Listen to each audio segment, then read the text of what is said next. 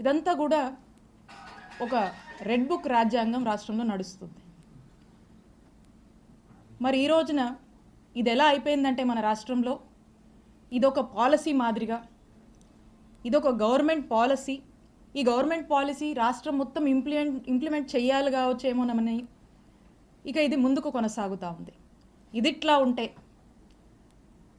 మన చిలకలూరిపేట నియోజకవర్గంలో ఈరోజు నియోజకవర్గ పరిస్థితి ఏంటంటే ఒక ఆటవిక అరాచక పాలన చిలకలూరిపేట నియోజకవర్గంలో కొనసాగుతుంది. ఇక్కడున్నటువంటి ఎమ్మెల్యే పుల్లారావు గారు అవినీతికి ఘనాపాటి పత్తిపాటి అని చెప్పొచ్చు.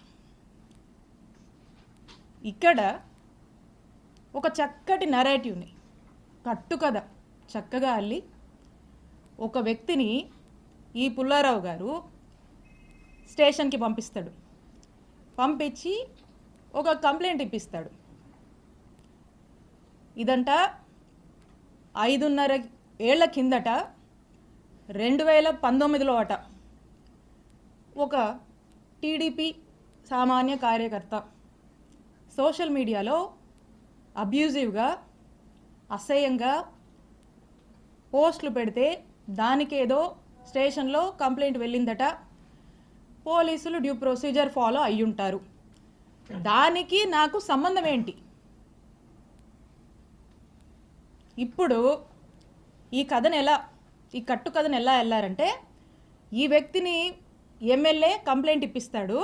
ఇక్కడ పోలీసులు కంప్లైంట్ నమోదు చేస్తే అది ఎమ్మెల్యేనే చేపించాడు, ఈ పుల్లారావు గారేనని అనుకుంటారు జనం అని చెప్పి ఇక్కడ ఇప్పించి ఇక్కడ ఏమీ చేయకుండా మళ్ళా ఇదే కంప్లైంట్ని హైకోర్టులో ఇప్పిస్తారు. హైకోర్టులో ఇప్పించిన తర్వాత హైకోర్టు ఏమంటది? హైకోర్టు ఏమన్నదంటే, ఇది హైకోర్టు ఆర్డర్, నిజాది వినిపిస్తాను. Learned assistant government pleader takes notice on behalf of the respondents and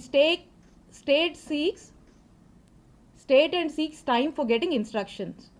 List in second week of February 2025. ఇది ఆర్డరు.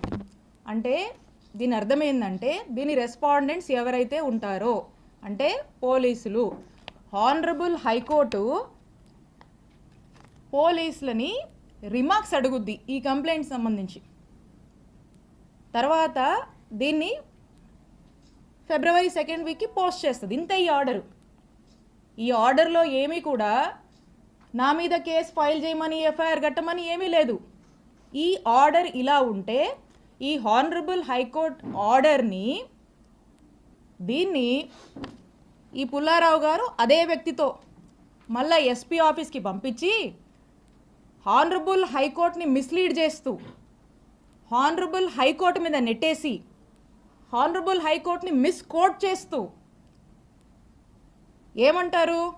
హానరబుల్ హైకోర్టు నా మీద ఆవిడ మీద కేసు కట్టండి అని చెప్పారని హానరబుల్ హైకోర్టు మీద నెట్టి ప్రజల్లోకి కోర్టే కేసు కట్టమని చెప్పిందని చెప్పి పంపించేటువంటి ఫ్రీలర్స్ ఇచ్చి ఒక ప్రయత్నం చేసి అంతలోపే ఇక్కడున్నటువంటి పోలీసులు నా మీద కేసు కట్టారు, ఎస్సీ ఎస్టీ అట్రాసిటీ పెట్టారు. పూర్తిగా అవాస్తవాలతో ఒక కథల్ని ఈ కథలో ఇక్కడే మనం దీన్ని నిజం చేస్తే జనం అనుకుంటారని అక్కడ దాకా పంపించి అక్కడ ఏం డైరెక్షన్ హానరబుల్ హైకోర్టు నుంచి ఏ డైరెక్షన్ లేకపోయినప్పటికి కూడా ఇక్కడ పోలీసుల్ని ప్రెజర్ చేసి జనాల్లోకి కోర్టే విధించమని చెప్పిందని కోర్టుని మిస్లీడ్ చేస్తూ ఇక్కడ కేసు కట్టారు. ఎంత డ్రామానో చూడండి. ఇదిట్లా ఉంటే రాష్ట్రంలో ఎలక్ట్రిసిటీ ఛార్జీలు పెరిగి ప్రజలు అనేక ఇబ్బందులు పడుతూ ఉంటే వారికి అండగా ఉందామని మా వైఎస్ఆర్ కాంగ్రెస్ పార్టీ నాయకుడు మా జగనన్న పిలుపునిస్తే విద్యుత్ పోర్ అనే కార్యక్రమంలో భాగంగా రాష్ట్ర వ్యాప్తంగా మా వైఎస్ఆర్ కాంగ్రెస్ పార్టీ వాళ్ళంతా కూడా అన్ని నియోజకవర్గాల్లో ఎలక్ట్రిసిటీ ఆఫీసెస్కి వెళ్ళి అక్కడ ప్రజలు ఇబ్బంది పడుతున్నారు, ప్రభుత్వం దృష్టికి ఇది తీసుకువెళ్ళాలి, ప్రజలకి భారం అవుతుంది, ఖచ్చితంగా ప్రభుత్వం దీనికి రెస్పాన్సిబిలిటీ వహించాలి, ఈ ఛార్జీలు తగ్గించాలని మేము రిప్రజెంటేషన్ ఇస్తే స్టేట్ మొత్తం జరిగితే, కానీ ఇక్కడ మన చిలుకూరుపేటలో మాత్రమే స్పెషల్. ఇక్కడ మా వైఎస్ఆర్ కాంగ్రెస్ పార్టీ నాయకుల మీద, యాక్టివ్ లీడర్స్ కార్యకర్తల మీద 30 మంది మీద నాతో సహా ఇక్కడ కేసు కట్టారు. ఇక్కడంట వైఎస్ఆర్ కాంగ్రెస్ పార్టీకి సంబంధించినటువంటి నాయకులు కార్యకర్తలు బయటికి రావద్దు, యాక్టివిటీస్ చేయొద్దు, ఎక్కడ కూడా గొంతెత్తి మాట్లాడొద్దు, ఎవ్వరూ కదలాడకూడదంట. ప్రతి గ్రామం నుంచి ఈ రోజున పోలీస్ స్టేషన్లో కేసులు పెట్టడం, పోలీస్ స్టేషన్లోకి పిలిపించడము, హరాస్ చేయడము, తిట్టడము, కొట్టడము, కేసులు పెట్టడము, అరెస్టులు చేయడము, జైళ్ళకు తీసుకువెళ్ళడము, ఈ విధమైనటువంటి అరాచక పాలన చిలుకూరుపేట నియోజకవర్గంలో నడుస్తోంది. ఇదట్లా ఉంటే ఇక్కడున్న చాలామందికి తెలుసు, మా మామగారు 80 సంవత్సరాల వయసు కన్నా పెద్దోడండి. ఆ వయసులో ఉన్నటువంటి పెద్ద మనిషి మీద కూడా కేసు కట్టించాడు ఈ ఎమ్మెల్యే పుల్లారావు. నా మరిది ఫారిన్ సిటిజన్, ఫారిన్లో వ్యాపారాలు చేసుకుంటే నా మరిది మీద కేసు కట్టించాడు ఈ ఎమ్మెల్యే పుల్లారావు. నాకేనా కుటుంబం ఉంది? మీకు లేదా కుటుంబం? ఎన్ని రోజులు సాగుద్ది అనుకుంటున్నారు ఇట్లా? ఎన్ని రోజులు నడుస్తుంది అనుకుంటున్నారు ఇట్లా? నేను ఇక్కడ మీకు ఒక్కటే చెప్పాలనుకుంటున్నా,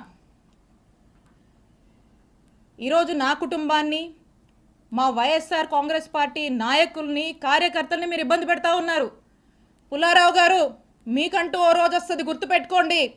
ఇంకోసారి చెప్తున్నా, మా కుటుంబం జోలికి వస్తున్నారు కదా, మాది పురుషోత్తపట్నం, గుర్తుపెట్టుకోండి, ఊహించుకోండి ఒకసారి. నేను ఇక్కడ మీ